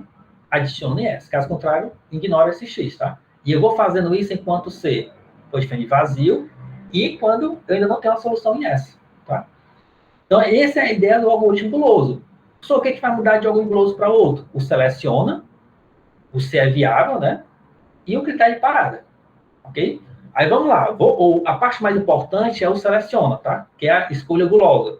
E aí eu vou aqui, ó, o problema da mochila, eu mostrei aqui 3 escolha gulosa, 3 critérios gulosos. Cuidado que alguns livros falam de critério guloso, outro de escolha gulosa, tá?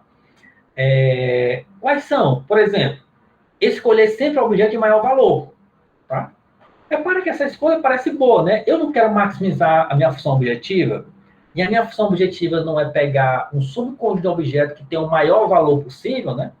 Se eu sempre pegar o objeto que tem o maior valor, assim, eu até botei aqui uma coisa interessante, que é, sempre que você definir o critério guloso, você tem que vir junto um argumento. Um argumento, por que você escolheu esse cara? Por que você vai escolher sempre o objeto de maior valor? Esse é o critério guloso, ou seja, a cada passo, o meu algoritmo guloso que vai utilizar esse critério guloso, sempre vai fazer essa escolha. Me devolva, volta aqui só um instante, ó. C é o conjunto de objetos da mochila. Seleciona o cara de maior valor, é X. Ele pode estar na mochila, capacidade da mochila suporta, ele suporta, você adiciona. Próxima escolha gulosa, seleciona o objeto, tá, em C, que tem o maior valor. Repare que o X já não está mais em C, tá? Você remove aqui o X de C. tá? Aí você vai para o segundo maior objeto que tem o maior valor. Esse objeto que cabe na mochila é viável, né? Se tiver, adiciona. Se não, descarta. Ok? Então, essa critério guloso vai aparecer exatamente nessa linha 4, tá? E o argumento que eu coloquei foi esse. Ó, como o objetivo é maximizar os valores dos objetos escolhidos, selecionando sempre os mais valiosos, né? Os caras que têm o maior valor, eu terei uma solução de boa qualidade. É um argumento bom, tá? É uma escolha gulosa que tem um bom argumento. E, mais uma vez, está relacionado à função objetiva, tá? Sempre o critério guloso vai estar relacionado à função objetiva. Mas alguém pode dizer, professor, se eu escolher o cara que tem um maior objeto, né? O cara que tem um maior objeto, maior valor, né? Eu acho que, só voltando aqui um minutinho, pessoal, acho que nesse exemplo que eu coloquei aqui,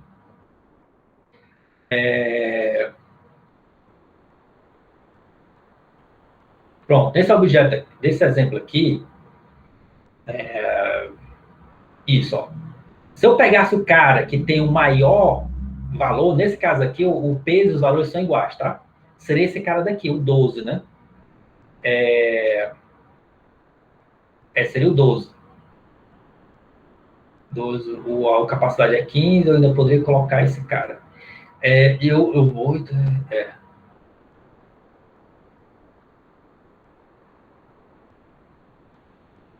Nesse exemplo aqui não ficou legal, não. Eu queria um que eu só poder botar um cara e acabou, tá? Eu vou poder fazer o seguinte, ó. Deixa eu ver aqui. Pensar rapidinho aqui. Se eu botasse... Aqui não ficou bom porque os pesos dos caras são iguais aos valores, né? Aí não ficou muito legal, não. Que eu fiz com simplicidade, mas preguiça também, né? Mas se a gente fosse pensar o seguinte, ó. Deixa eu ver aqui, cara. Vamos pensar que o valor desse cara daqui, né? Fosse 20, tá? É o maior valor que tem, 20, tá? Esse W de 1. Uma situação que o C de I não é igual ao W de I, tá? O valor do objeto 1 é 20. É o maior valor de todos, tá? É 20. Ok? E vou fazer umas mudanças aqui, ó. Vamos supor que a capacidade da mochila seja 12, tá? Esse cara tem o maior valor possível, que é 20. Então, só poderia colocar ele na mochila, ok? Então, só poderia botar ele. De guloso, seria colocar um objeto. Mas os demais objetos, tá? Tem valor menor do que 20, né? Mas vamos supor que sejam 10, 10 e 10. Tá? 10, 10 e 10, eu poderia colocar mais objetos, tá? Mais objetos de valores menores, mas que quando eu somasse, os valores seriam maior do que apenas aqueles objetos de valores maiores. Porque essa situação aqui que eu estou querendo explicar é a situação que esse cara aqui falha. A situação que esse cara não encontra o ótimo. Que é quando os caras de maiores valores têm os maiores pesos, né? Logo, ele vai encher a mochila rapidamente. Mas se eu pegasse os caras de menor peso, mas que tenham valores não tão grandes como os maiores, mas juntando todos eles, o valor seria bem maior, né? Então, esse cara não ia encontrar a solução ótima, tá? Professor, então vamos fazer o contrário, né? Vamos botar outro. A minha outro argumento, a escolha gulosa, ou critério guloso, seria escolher o objeto de menor peso, né?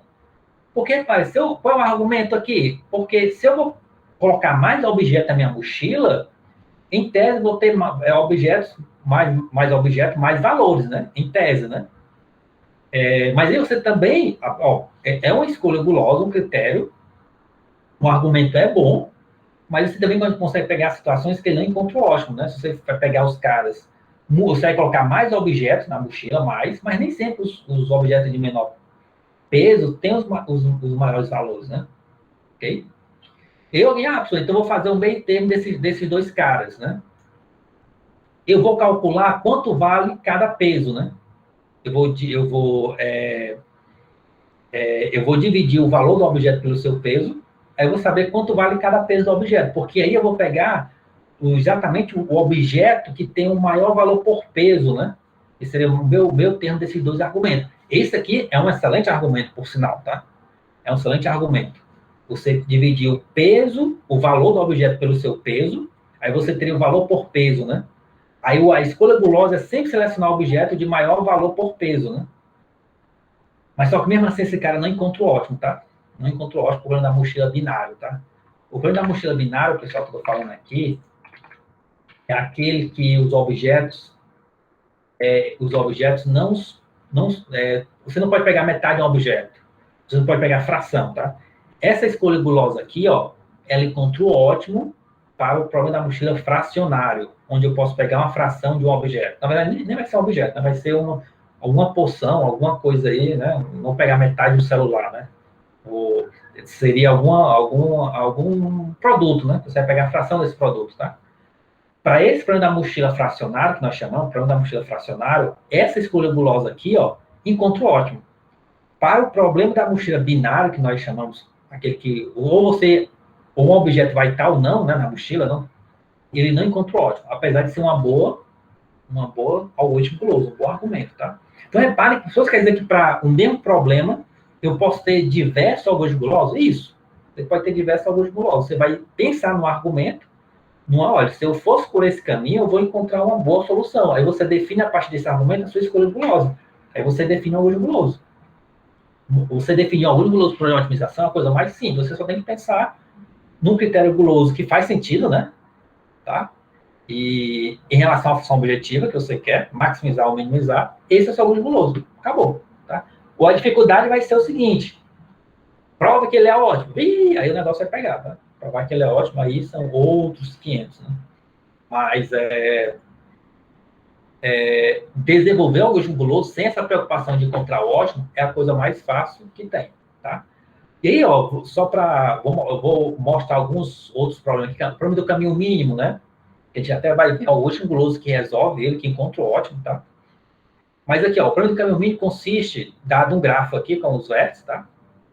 Em pesos nas arestas, tá? E pode pensar nos pesos como sendo cada ponto desse é uma cidade, os vértices, né? E você extrai nessa cidade, né? E quer encontrar o caminho de menor custo entre dois vértices, o vértice S e o vértice T, né? Só lembrando a definição de caminho no gráfico, é a sequência de vértices, né? Onde você vai ter arestas entre esses vértices. E a gente viu que o tamanho do caminho é a quantidade de arestas, né? Aqui está falando do custo do caminho. Então, não é a quantidade de arestas, mas a soma dos pesos das arestas. Por exemplo, o caminho de S para T, um dos caminhos é indo para 1, depois para 4, depois para T. Esse caminho tem custo 10, 8 e 20, 28, né? É o único caminho? Não. Eu poderia ter ido para 1, para 3 e para T. O custo desse cara seria quanto? 10 mais 4 mais 10, 24, tá? Então, diversos caminhos, cada um tem o seu custo, né? Mas se a gente for pensar no algoritmo guloso bem simples, sem preocupação com o ótimo, qual seria o critério guloso, né? E aí, olha, esse aqui é um problema mais simples para a gente explicar o algoritmo guloso, como exemplo de um critério guloso qualquer, né? É você pensar, eu estou aqui, em S, eu quero, o objetivo é encontrar um caminho de menor custo, menor caminho. Eu posso ir para 1 ou para 2. Aqui ficou pai porque é igual a 10, né? Esses meus exemplos, às vezes. Vamos pensar que ao invés de ser 10 aqui, tá, pessoal?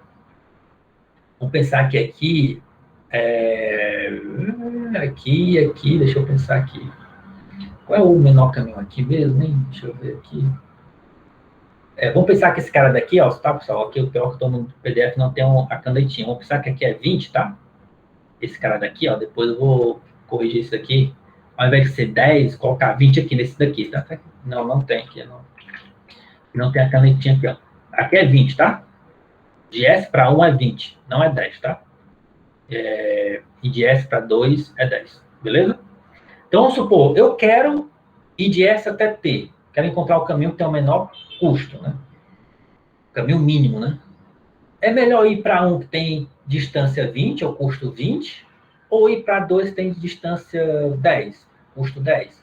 Ora, pelo critério guloso, qual critério guloso eu vou escolher? Eu vou escolher sempre ir para um vértice cujo peso da aresta, ou custo da aresta, é o menor de todos.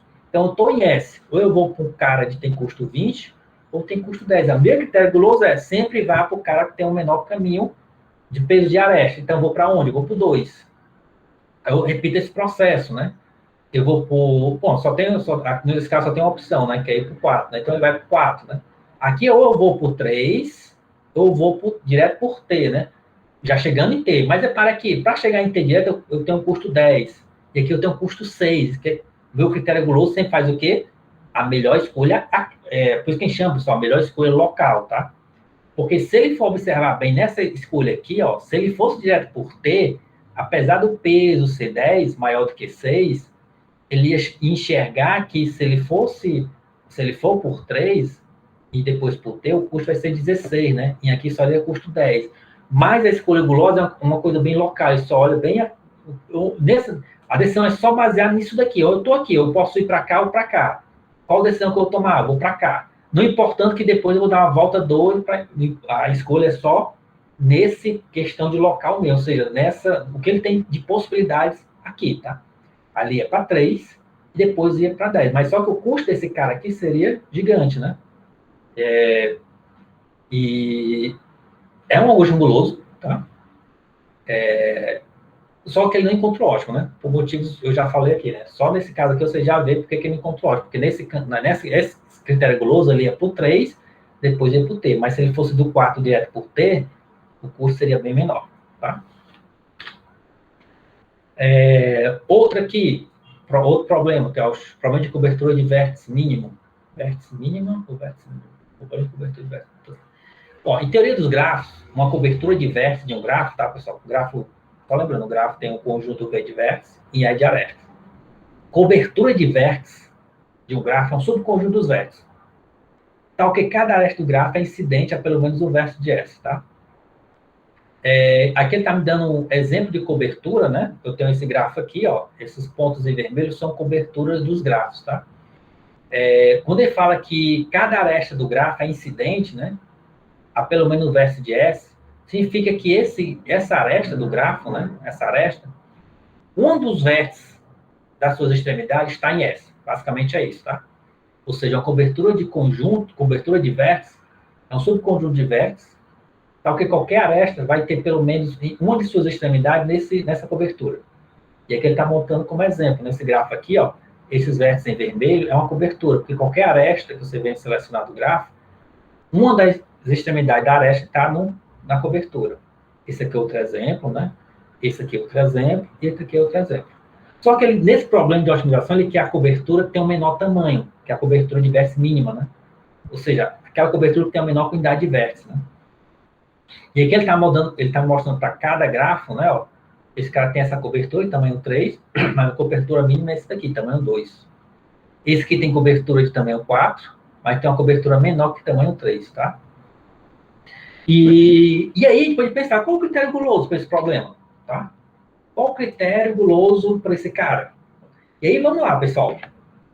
O problema de otimização nós podemos visualizar como uma sequência de passos, né? E de cada passo eu tomo uma decisão. A gente pensando na questão de cobertura de vértice, qual sequência de passos, qual decisão eu posso tomar? Aí você vai pensar, eu tenho meu conjunto de vértices V, que eu posso imaginar que eles estejam rotulados de 1 a N, tá? Vértice 1, vértice 2, até vértice N.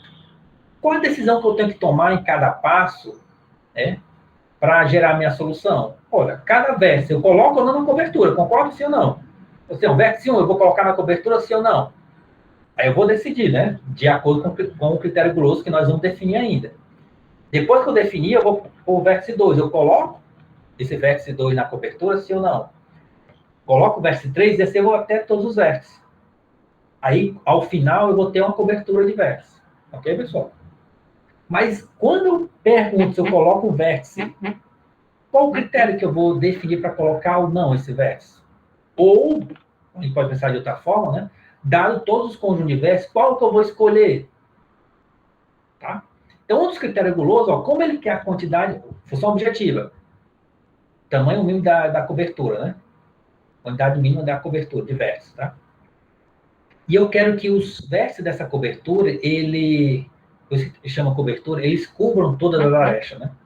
Ou seja, a cobertura de tal forma que qualquer aresta que você pegue no grafo, ela está coberta por um vértice da cobertura, né? Tá? Então, se eu quero minimizar o tamanho desse conjunto, né? Aí eu vou pensar, por que a cada passo eu não vou pegar o vértice que tem um maior grau? Tá? Se eu quero um grau de um vértice, lá na aula sobre grafo, eu falei que o grau de um vértice é a quantidade de arestas incidente a ele, né? Ou a quantidade de vértices vizinhos, né? Por exemplo, esse cara daqui, ó, o grau dele é 5. Esse vértice aqui. Esse vértice daqui, o grau dele é 2. Tem 2 arestas incidentes, né? Ou 2 vizinhos, né? Esse cara daqui tem grau 2. Esse daqui, ó, tem grau 3 arestas, né? Então, a minha escolha gulosa é sempre selecionar o vértice que tem o maior grau. Por quê, professor? Porque, para, se eu pegar o cara que tem o maior grau, eu vou, já com esse cara, eu já vou cobrir uma maior quantidade de arestas, né? Aí depois, o que a gente faz? Pega o próximo cara que tem o maior grau, tá? E assim sucessivamente. Seria um critério guloso? Seria um critério guloso, tá? Vou pegar o cara que tem o maior grau. E a gente vai continuar isso até quando, professor? Até que todas as arestas sejam cobertas, né? Ok? Porque se todas as arestas estiverem cobertas, eu paro. Tá? Por exemplo, nesse caso daqui, ó, nesse gráfico daqui, qual o vértice maior grau? Seria esse, né? Aí depois, qual o vértice tem o maior grau? Esse ou esse? Ele pegou esse, né? Então, pegou esse cara daqui. Com esses dois caras, eu ainda tenho aresta descoberta, né? Só com esses dois caras? Não, né? Então, na verdade, seria essa solução aqui, ó. Esse augusto guloso que eu falei, né? Para esse gráfico aqui, ó, ele encontraria a solução ótima, né? Ele ia selecionar esse cara daqui, tá? E depois ia selecionar ou esse, tanto faz, tá? Aí ele ia parar porque todas as arestas já foram cobertas. Tá? E seria o ótimo, né? Ok? Seria o ótimo para esse gráfico aqui, tá?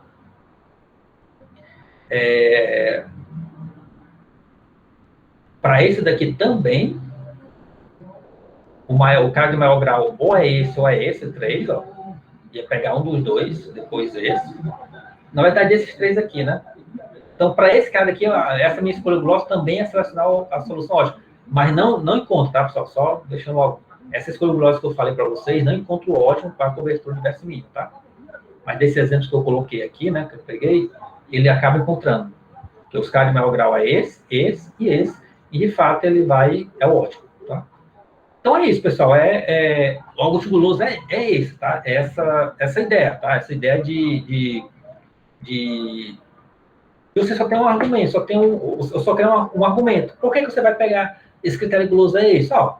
Vou pegar o cara de maior grau, porque como eu quero a menor quantidade, que o meu subconjunto, a minha cobertura tenha menor quantidade de elementos, menor vértice, né? E eu quero cobrir todas as arestas, quanto maior for o grau desse vértice, mais ele vai cobrir de aresta, né? Consequentemente, eu vou ter uma boa solução. Outra solução, outro augusto guloso que eu poderia definir é o seguinte, usando esse mesmo critério, mas fazendo uma modificação. Eu vou pegar o cara que tem o maior grau, só que o que vai acontecer? Por exemplo, esse cara daqui, né? Ó. Aí, o que eu vou fazer? Eu vou olhar todas as arestas que esse cara já cobre. Então, de certa forma, é como se eu fosse eliminar todas essas arestas que ele já cobre, tá? Então, eu ia eliminar esse. Eu só ia deixar as arestas que os vértices que já foram selecionados não estão cobrindo. E aí, pegar o vértice maior grau vai ser sempre nesse gráfico que é modificado. Tá certo? Para evitar, por exemplo, vou dar só um exemplo aqui meio... deixa eu ver aqui, ó. Um exemplo que poderia acontecer. Vamos supor... Deixa eu ver aqui. Deixa eu pegar um exemplo aqui, pessoal. Acho que não vai dar certo, não. Esses meus exemplos aqui são bem pequenininhos. Mas, tipo assim, eu pego o cara que tem o maior grau. Só que o segundo cara de maior grau, todos os vértices também são vizinhos do cara de maior grau. Ou seja, o cara de maior grau já cobriu. Aí, se eu pegar o cara de segundo maior grau, né? Ele não vai fazer diferença nenhuma, porque as arestas dele são as mesmas do outro cara. Vocês estão entendendo o que eu quero dizer? Então, essa ideia de você, a cada vértice que eu adiciono na cobertura, eu remover as arestas que ele cobre, aí eu tenho um gráfico diferente, né, modificado, eu vou conseguir gerar uma solução melhor do que esse cara que eu falei aqui, tá? Então, repare que eu tenho várias formas de fazer critério guloso, tá, pessoal? Cada um sem nenhuma preocupação de encontrar o ótimo, apenas com um bom argumento de encontrar uma boa solução. Esse meu segundo argumento é melhor do que o primeiro. Porque, de fato, você consegue um exemplo, né? Porque aqui eu peguei os exemplos bem peba mesmo. Você consegue pegar um exemplo que quando eu selecionar o cara de maior grau, o segundo de maior grau, ele pode estar contido, ou seja, a vizinhança dele está contida no cara de maior grau. Então, ele não cobriu ninguém das arestas descobertas, tá? E esse meu segundo argumento guloso, né, que na verdade é o mesmo argumento guloso, mas só que a cada vértice adicionado na cobertura, eu removo as arestas que ele cobre, para deixar apenas no grafo as arestas descobertas, e apenas nesse grafo modificado que eu vou selecionar o vértice em maior grau, com isso eu vou sempre selecionar o cara que vai mais contribuir para a cobertura, tá? Mais uma vez, esse cara, mesmo esse meu segundo Augusto guloso, né, ele não encontra o ótimo, tá? Olha só. Mais uma vez, o Augusto guloso ele está naquela coisa de ir para o método exato, o método heurístico, tá? A maioria das vezes, o Augusto guloso está na parte do método heurístico, tá? Mas aí, pessoal, não hoje, deixar isso aqui para sexta, a gente vai ver um problema, na verdade, a gente vai ver vários problemas, tá? Que o Augusto guloso contra o ótimo, né? Dentro dessa aula de algoritmo guloso vai ser só a seleção de atividade, mas depois a gente vai ver, a gente vai ver o problema do aviadora mínima e o problema do caminho mínimo. Esses dois problemas, vai ser na próxima semana, né? Eles são resolvidos de forma ótima com o algoritmo guloso, tá? Ou seja, são algoritmos gulosos resolvendo problemas de forma ótima, tá? Primeiro eu vou pegar a seleção de atividades e depois, na próxima semana, a gente vai ver mais dois, tá? E esses dois problemas, na verdade, eles nem estão, pessoal, dentro dessa aula de algoritmos gulosos, tá? Eles estão na aula de algoritmos em grafos, que são dois algoritmos que são aplicados em grafos, né? Vai encontrar o problema da aviadora mínima e o problema do caminho mínimo, tá? Mas só que a solução dele, de forma ótima, é obtida a partir de algoritmos gulosos, tá? E, bom, e aí na próxima aula, sexta-feira, eu vou fechar a seleção de atividade, porque aí, diferente desse problema da cobertura mínima, do caminho mínimo, e mesmo do algoritmo da mochila, né? Esse cara aqui encontra o ótimo. Mas lembre-se que eu falei, pessoal, tá lá no slide, eu falei lá, o algoritmo guloso é simples de implementar e desenvolver o algoritmo. O complexo é provar que ele é ótimo, né? Nesse caso específico, né, a gente vai ter que provar que esse algoritmo guloso, né, ele encontra o ótimo, tá? Na verdade, ele nem... Oi? Poderia voltar naquele exemplo que tem as arestas com peso? Só para me tirar uma dúvida. Certo. Pronto. Vamos supor, vou ver se eu consigo explicar. O S, aí um caminho vai ser 20, o outro caminho vai ser 10, certo? Isso, certo. Pronto. Aí eu vou ter, o meu destino vai ser o 3, certo? Esquece as outras arestas. Tá. Esquece as outras arestas. O meu destino vai ser o 3. Eu tenho uma aresta indo do 2 para o 3 e do 1 para o 3. E eu vou escolher o menor caminho, não é isso? Isso. Pronto. A aresta do 2 para o 3, eu vou ter um 5. Certo? Não, certo. vou ter um 30. Vou ter um 10. Pronto, um 10. E a aresta do S para o 1, eu vou ter o 20, né? E do 1 para o 3, eu vou ter o 5.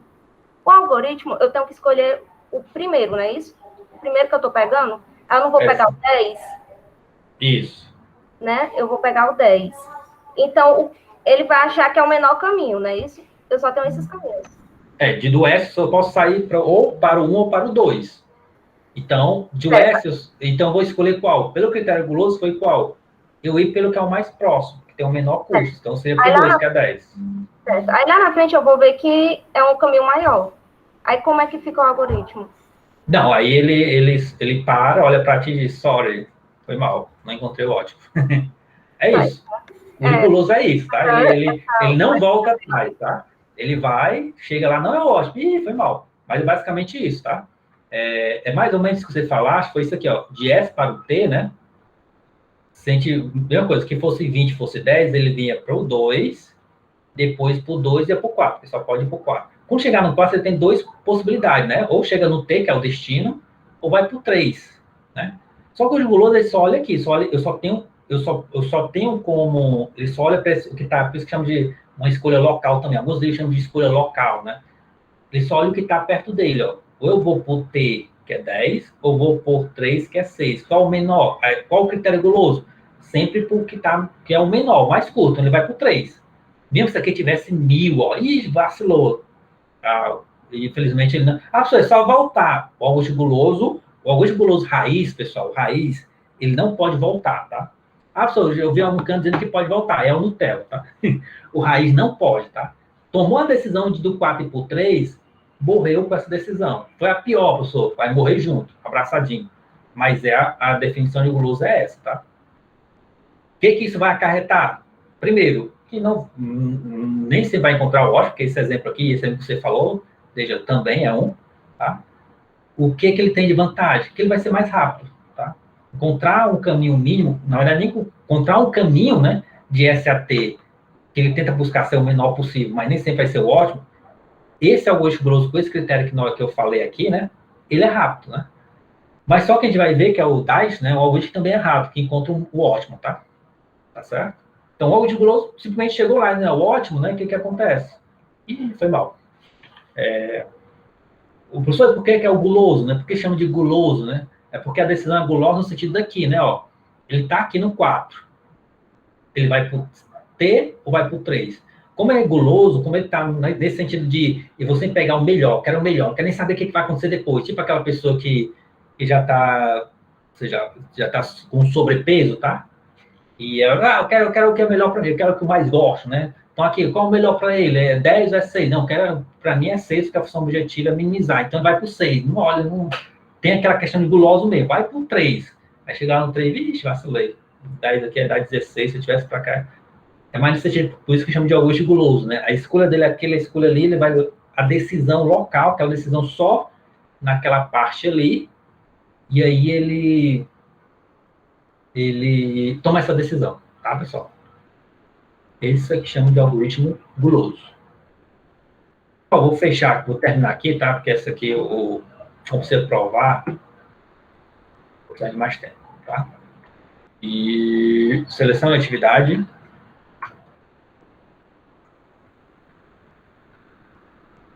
Deixa eu ver aqui. Vou só parar a gravação, tá, pessoal? Só um instante. Finalizando a aula.